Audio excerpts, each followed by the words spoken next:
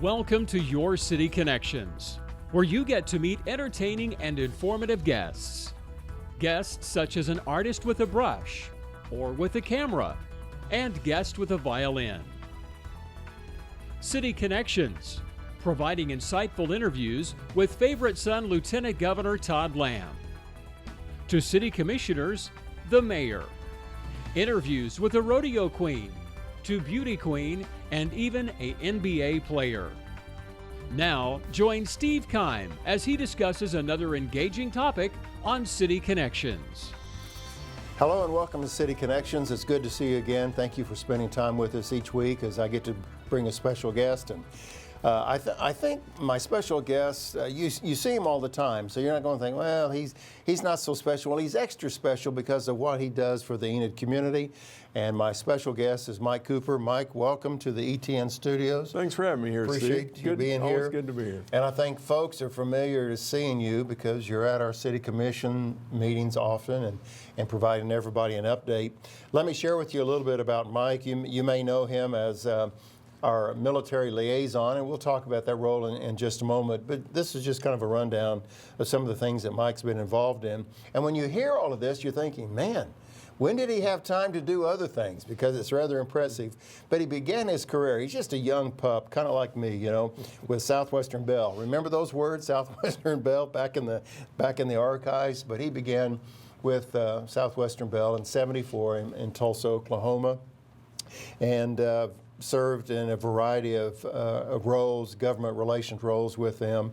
And we'll talk about his consulting group in just a moment. But prior to Mike's retirement, Mike served as mayor for the city of Enid. And you're thinking, man, do I remember that time? Well, that was in '95 through '99 that Mike served as mayor of Enid. Let me turn the page because, you know, we could spend 10 to 12 minutes here on his credentials. He served on the chairman of the board for the Greater Enid Chamber of Commerce. And I'm just going to pick some of these. Oklahoma Better Business Bureau Board, also on the Jinx Aquarium Board. And as a former person who lived in Tulsa, I'm very familiar with the Broken Arrow Chamber of Commerce and also the Jinx Aquarium Board. But if you have any knowledge of OML, Oklahoma Municipal League, you might be aware that they give out the Don Ryder Award each year, and Mike Cooper was the recipient of the Ryder Award. And then he's also has a really strong connection to Enid because he is a recipient of the 2005 Walk of Fame Award. And then finally, currently, Mike serves as the chairman of the Governor's Oklahoma Military Strategic Planning Commission. Say that really quick. And then also he serves as president for the National Association of Defense Communities. Whew, I'm tired. Fun time. You keep saying young guy, that's a good deal. That's good. Well, Mike, tell us to our viewers about your involvement in Enid. When did you come to Enid? Your kids went to school here and so forth. Well, my career is split up. I have over a 42-year relationship with Ma Bell, now AT&T, the old Southwestern Bell. But originally, half of my career was network operations, so all the outside, anything to do with your home or business phone, the maintenance of that, I managed that. However, back in '89, Southwestern Bell decided they needed to have government relations because we were going to, we were broken up, and so a lot of the competitive rules and laws were going to be changed to impact our business, so we decided we needed to have government relations entity. So they asked me, would I like to come to the northwest part of the state, open up a government relations office, community relation office, and of course I'm being an old network operation guy, says, well, sure, but what's that? So anyway, but I came to Enid and set that office up and became really involved in the community and all the local business, whether in Enid or any of the communities in northwest Oklahoma, Alva, Fairview, Woodward, all of those territories. So, but I brought my family here. My kids were in grade school. I think my daughter was going to be in the 3rd. My son was going to be in the 6th. And so I had a variety, even different positions after I set that office up. I did that for about 3 years, and then I went back to network operation and managed the northern part of Oklahoma for all network operations. So I did not leave Enid, Oklahoma until my kids graduated from college. So, you know, Enid is home to me and my family. So. Well, tell us a little bit. You served for mayor from, I think it was 95 to 99. Tell us about that time. Take us back to what was going on in Enid during your tenure as mayor. Well, in 1995 through 99, you know, of course, I look at public service. It was something all of my family could be involved in. The kids were in junior high or high school at the time. But at the city, I mean, city government's about sewer, water, police, fire, trash. I mean, those are the main functions of your government. So we had several issues on the east side. Our sewers were in terrible shape, so a lot of the peak flow holding basins and things that you see today people don't think about because sewers aren't really sexy thing. Yeah, but not very glamorous. They needed to be upgraded and they were done. The other thing at about that time in 95 through 99, all of our streets in Enid were not paved. So our community, or our council at the time, decided that, you know, we needed to make sure that they were paved in some form or fashion. So we did that. The other thing that happened at that time, the city had taxed itself to purchase or bail out Phillips University early in the 80s, prior to me coming here, and then in that time frame from 95 through 99, they were having some financial problems and went through bankruptcy and all that. And so arguably, I think one of the best things that the council has done from the time the community development block grant funds were made to now was we utilized their economic development portion of that. And I think the university is about to be paid off, or has currently, through the CDBG funds. Though we utilize those dollars along with dollars that we leverage from the city to purchase Phillips University. So we put that plan together on how to leverage those dollars from the Community Development Block Grant Fund, because it would have been a disaster economic development-wise for that university to be closed on the east side to have that boarded up. So we did that. We put that together just as I was leaving office, and then when Mayor France became mayor, just like the next week, you know, we finalized the acquisition of that university. So that was kind of the things that were happening at the moment, along with BRAC, base realignment closure, because we were added to the list for review. And so you could see all the things that were going on, but at the end of the day, economic development wise, the economy was somewhat okay, but still kind of depressed. But this community all decided that, hey, at the end of the day, we have to do all we can to protect Vance Air Force Base. Sure. And we'll talk a little bit about the BRAC effort here in just a few moments. Let's thank you for taking us down memory lane there for a little bit. Let me bring us closer to home here. Military liaison. I think if you ask 10 different people what that role is, you might get 10 different variations, but in layman's terms, and that may or may not be appropriate in your role, so that's kind of the term I wanted to go with.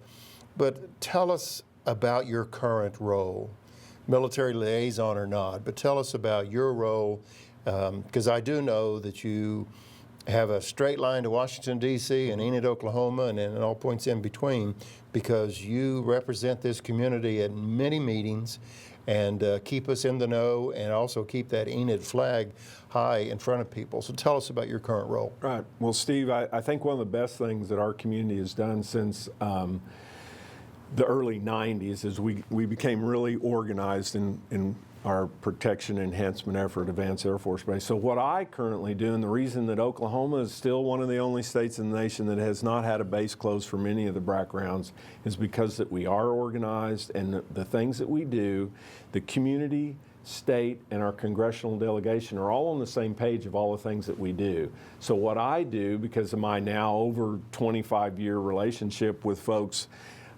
inside Congress that make decision on the defense authorization bill, the folks inside the Pentagon, whether it's the military leadership or the Department of Defense, the appointed leaders inside the Pentagon, I am that conduit among all of those people to communicate what Vance, what Enid, Oklahoma, what the state of Oklahoma, and the congressional delegation are all doing to protect and enhance the military bases, not just in Enid, but in Oklahoma, but particularly to Enid. The significant thing now, though, is what are we doing to increase mission capability or reduce costs? So I think I serve as that communication link, come up with ideas and strategies on how long-term we can do all the things that we can to make not only that mission stay here, but make that mission grow. Our special guest today on City Connections is Mike Cooper. And as you know, as I said earlier, you know, Mike is very much involved in the Enid community and represents us on a national level. I was talking with Mayor Shuey the other day, Mike, and he said one thing about Mike is that if you go with him to the Capitol in D.C. or also the Pentagon, he goes, somebody's going to say hi, Mike. Because Mike knows everybody or everybody knows Mike. And when Mayor Shuey said that, I thought, yes, my role is all about relationships, but Mike Cooper's role too is all about relationships, because you're kind of the ambassador for that community. And if people think of Oklahoma, they think of jets, they think of Air Force, they think of when the wind comes sweeping down the plains, they're going to think of Mike Cooper. And it takes work to build those relationships, to be on that first name basis. You mentioned just a few moments ago about BRAC. Take us back to how did Vance and BRAC, how did that effort get started? Well, of course, the military and the government decided that they had excess infrastructure back in the early 80s, mid-80s, I guess. And so they came up with a process that was fair, open, and accountable, and that was the BRAC process, base realignment and closure process. And it's a process where they select an independent board or commission, I guess, and then they take recommendations from the military services on what that excess infrastructure is and what bases to be closed or realigned. And there is a two-step process in that too, because one, you either have to deal with the closure of your base, but on the other side, you need to deal with expansion of realignment or closures of other bases that have moved missions to you. So back in the early, in 1988, there was a background, 1991, 93, 95, and then one in 2005. The one in 95, Vance Air Force Base, there were 4 pilot training bases just like us at the time, and we weren't the recommended base to be closed, but we were added to the list for review. So all the bases of, in the Air Force that were pilot training bases were all added to the BRAC list for review. So we had to go through that whole process. One thing that was really good about that process, it literally, they have what they call a BRAC library, and so you can take the information on each of the bases. You know, you had Columbus, you had Laughlin, you had Vance Air Force Base, and then Reese Air Force Base out in Lubbock, Texas. You could literally take that book, go one page at a time, do the analysis, the criteria that they looked at on what they were, you know, looking for military value, quality of life, and all the comparative analysis. You could go page by page and see how you stacked up against the other facilities. So I, you know, and some others, I took all of the information from the 93 BRAC, just set those out. I'll never forget the day I set those all out on my back patio table, and literally one page at a time, and it's over a few weeks to do this, to look at really what were the differences, what were our strengths, what were our weaknesses, because quite frankly, before that time, I don't think any of us knew why we should even care about that. So very quickly, we were able to determine our weaknesses and our strengths, and so we went from that. We'll talk with Mike a little bit more about his current role with the City of Enid and the ambassador that he is, and also the representative he is in regards to military and also Vance Air Force Base. Thank you for staying with us today on City Connections, and we'll have more with Mike Cooper right after this.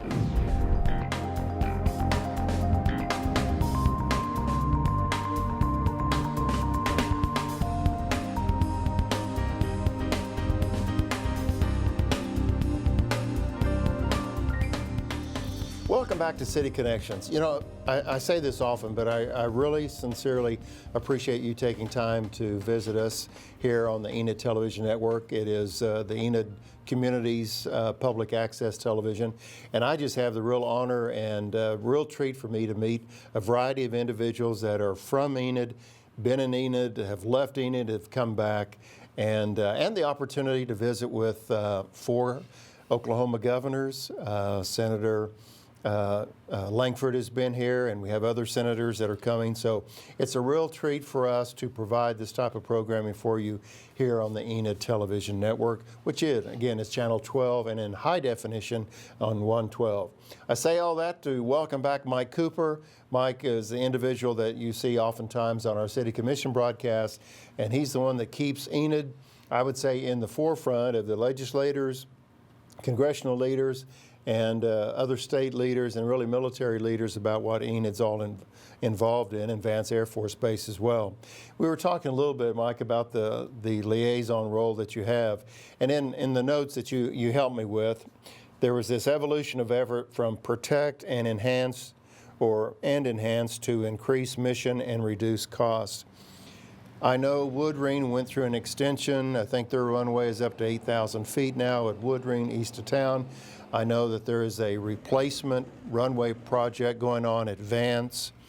And early days, the Eisenhower School was, updated and all these things. Can you just kind of picture in what's the big deal, big picture of these updates and changes? How does that impact Vance and Enid, knowing you got all these, developing things happening? Yes. It's got to be good. It's actually great, and we were visiting about how did we approach our protection enhancement effort in the early 90s, say from 95 to 2005. We approached what we did with Vance as kind of an economic development effort. In other words, you have to have necessary infrastructure and quality of life if you want to be able to grow and expand, and we applied that to Vance Air Force Base. So what happened in the period from 95 to 2005, we had well over approximately $300 million worth of infrastructure improvements.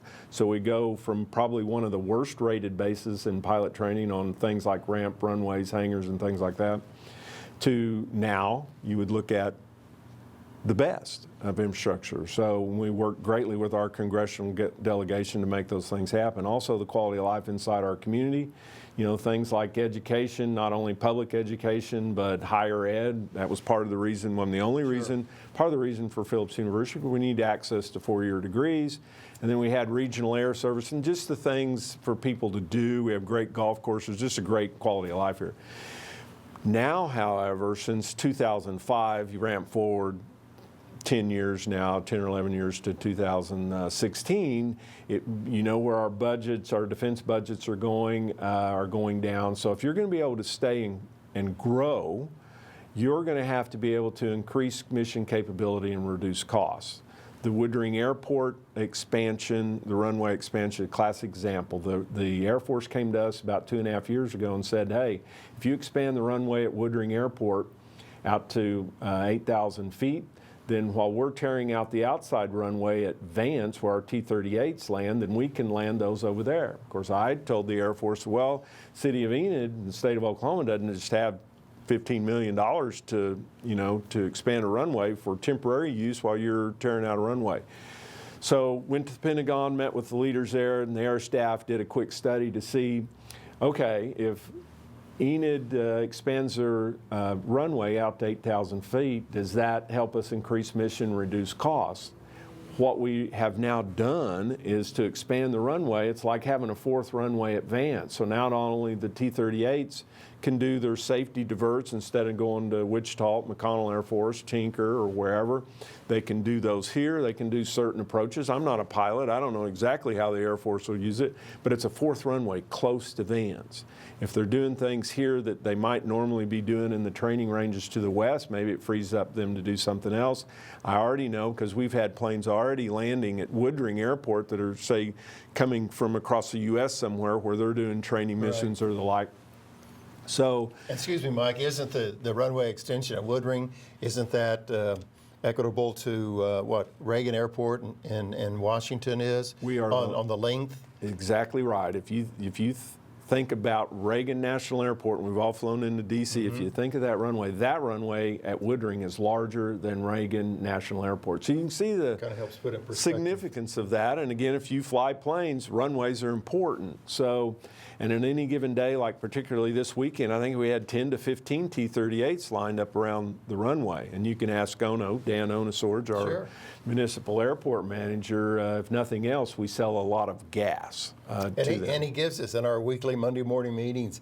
It's interesting that Ono will bring that up and say, well, I had a busy week selling a lot of gas because I had some T-6s or T-38s come by and other planes as well. And I'll tell you, and this goes back to our relationships that we've had for over 25 years that we've developed.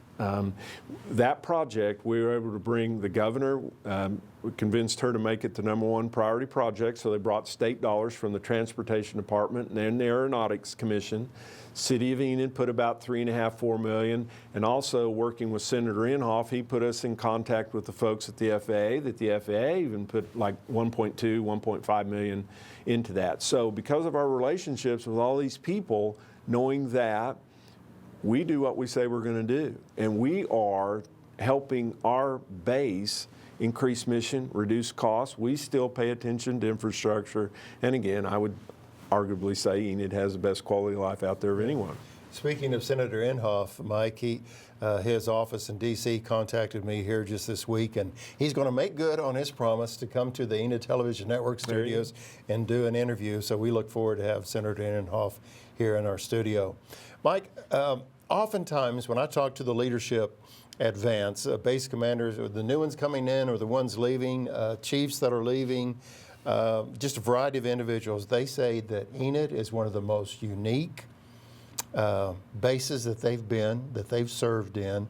So my question to you is, for people that have been in Enid all their life, what kind of comparison is there to the Enid community, to the Altus of the world, or just other bases across the country? Because I continue to hear that same message from these commanders who've been around the globe, and they say, you know, Enid is a special place. You're right, and I've now over the 25 years or more that I've been dealing with things like this, I've dealt with a lot of chiefs of staff, a lot of secretaries of the Air Force, and again, a lot of men and women that come through here that go through their careers and go on. And they would tell you that second to none, we have one of the best, if not the best, base relationships, community-based relationship anywhere. I know former Chief of Staff General Fogelman he got his wings at Vance, he trained at Vance, and then he was an instructor pilot so he spent about 4 years at Vance. In fact, these kids, he would tell everybody, he's so proud of the fact that he could say that his kids were both Okies because they were both born in St. Mary's. And again, and what's so important, it's always important to have a good base community relationship because we have students that are, just getting out of the academy. They're away from home, and they're here really intense study and trying to get their wings and all that. So, but our community has always been that community that, hey, we put our big arms around those. There is meaning to our signs that train hard, serve well, return soon. So, and people talk about that. I don't even have to bring it up, and someone mentions, boy, if we just had a relationship like Enid and Vance has. And I deal a lot with the Association of Defense Communities of communities and states from across the U.S., and I will tell you they come to us, and I've been asked to come to their states or cities to talk about how did we create that? How did we do that? And I don't know, going back in 5 easy steps, right? In 5 easy steps. But it was so, I think it's natural to Oklahomans because we are patriotic, we do the right thing, but I know we just celebrated our 75th anniversary, but I think everybody would say that over those 75 years, we have always been there. For the military, for the Air Force. Well, I've had the privilege, like I said earlier, to getting to know different base commanders and just really different individuals at Vance. And I remember, Mike, last fall, they reached out to ETN and to my staff They had at Thanksgiving, they had a program called Operation Home Cooking, and they reached out to us to do an interview to raise the awareness in the Enid community that if you got an extra chair or plate for Thanksgiving, there's someone advanced who would like to fill that seat. And so I appreciated them reaching out to us to help them with their special cause at Thanksgiving. But again, that's all about relationships, and we have a real special relationship with Vance. Well, we're going to talk in the current time here in just a moment. We're going to take a short break here on City Connections. Mike, again, is part of the Oklahoma Strategic Military Planning Commission and Association of Defense Communities, and also chairman of the state organization and president of the national entity. We're going to talk about those two roles when we come back. Thanks for staying with us on City Connections. We'll be back right after this.